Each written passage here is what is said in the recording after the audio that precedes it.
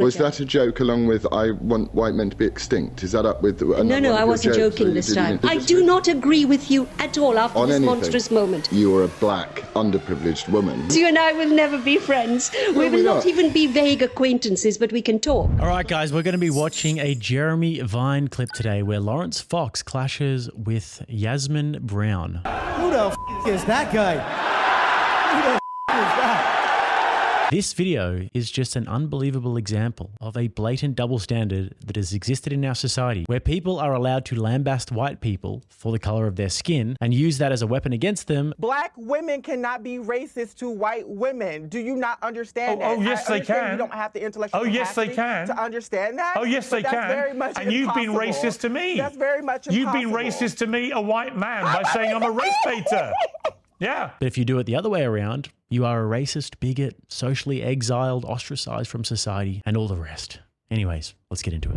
You should actually ask other people whether there is racism, not you, because I know it's very hard for you to be such a privileged white man. It's a burden. I can see it's a burden. You hate it, being a fox. But you should actually listen to some of us and look at the stuff I get, so that I'm even getting death threats because I'm a Muslim and a woman and an immigrant. And listen to us, you know. Laurence, don't speak for us. Let him respond. No, absolutely. I've also had a few death threats in my time. So, I mean, if death threats is what gets us to the very top of the hierarchy in terms of the victim totem pole, the intersectional hierarchy of victims, then people like Laurence Fox and myself would be right up there, guys. I get pretty regular death threats, some pretty graphic ones. They're pretty actually fun to read sometimes. They get pretty creative with them. What's the matter? I've been getting death threats. You mean death threats? Not this time. And the ironic part here is that since this, Laurence Fox has been raided by the police multiple times. He's had the force of the law wielded against him for his opinions, and he's had to go through a hell of a lot more than her, but let's carry on. But are you open enough to Yasmin's view or the view of the lady on Question Time who asked the question?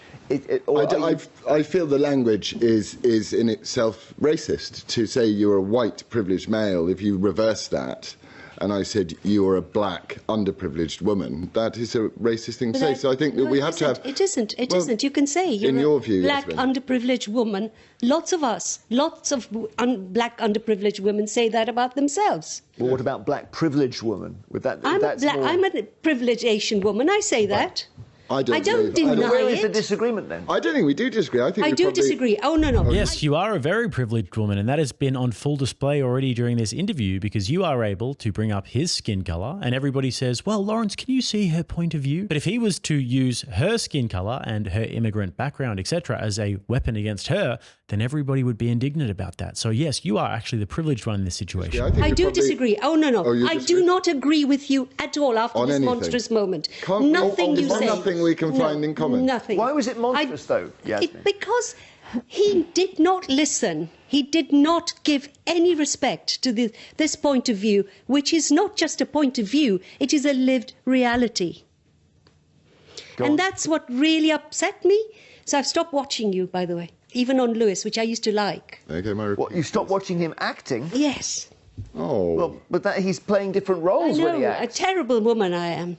Don't do that. We can be friends. I'm sure there's something we have in common. Mr. Fox, you and I will never be friends. We will not even be vague acquaintances, but we can talk. Oh, poor Laurence Fox. He's really lost a good one there. I mean, if I was to be at a dinner party or something, a long lunch, and I was to see the seating arrangement, and I was seated next to Yasmin over here, it really seems like she would be an absolute hoot. Seems like we would also be fast friends. You and I will never be friends. No. And I want you, and I did think about, I think you find it quite hard to be a privileged man. I'm not being sarcastic. In what way do you? Because you react so viscerally to it. What I reacted viscerally was to a racist allegation. It wasn't a racist allegation. You are a white privileged man. No, I'm just a man. No, you're not just a man. You're a white privileged man. Because I thought their response was so brilliant. But to go back to... Well, he says they diluted it. as a result of They his have complaint. They stood up to a racist down. bully, I thought. Have you just, sorry, did you just call me a racist bully? Yes, I did actually. So this is why Britain is a failed state, actually, and this is why Britain is in a state of managed decline at the moment, because they are posh, polite people in the best of times. But what they've done is they've allowed the third world, people from places where Yasmin is from, for example, to come into their country, to swarm into their country, and to start lambasting them about their whiteness and to take over their culture. You walk around London these days and it is not England anymore. It is Londonistan, as Katie Hopkins calls it. These cultures don't assimilate whatsoever. They form very distinct cultural enclaves. And they definitely don't like British people who are proud to be British in Britain. And this, ladies and gentlemen, is where liberalism gets you. It gets you people like Yasmin. Because I thought their response was so brilliant. But to go back to... Well, he says they diluted it as a result of his complaint. They stood up to a racist bully, I thought. Have you just, sorry, did you just call me a racist bully? Yes, I did actually. I was so looking forward for the first court case, and it's you. Oh, good. Thank you. Okay. Because you do need to justify that, Yasmin. Well, Why because is he said it wasn't just, it was also about Black History Month. You were also objecting to Black History Month. I didn't object at all to Black History Month, actually, Yasmin. And I would like you to withdraw your allegation Okay, now I'll withdraw my allegation. and formally apologise to me, otherwise I will be I will taking not you to formally court. apologise to you. Okay. But I will say that there is a bullying side to you. No, you called me a racist bully. Okay, I withdraw that. Right. But I will not apologise. Was that a joke along with I want white men to be extinct? Is that up with... No, I wasn't joking this time. Okay, I think one of the great reasons to start a party like Reclaim is, as Yasmin is such a beautiful... So you can deport me? It's such a wonderful example of this. When she said earlier in the show, she said, I will never speak to you, I do not want to have a relationship with you, not at all. And then 2 minutes ago said, I've got a book for you, can I give it to you? And I went, sure. It's the fact only that we to are educate being, you. Can I finish? It's to educate you. Can I you. finish? Thank you.